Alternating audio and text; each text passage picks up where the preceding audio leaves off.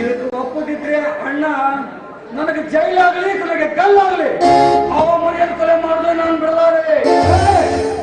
ಸುಂದರ ಈ ಕೆಟ್ಟ ಮಾತು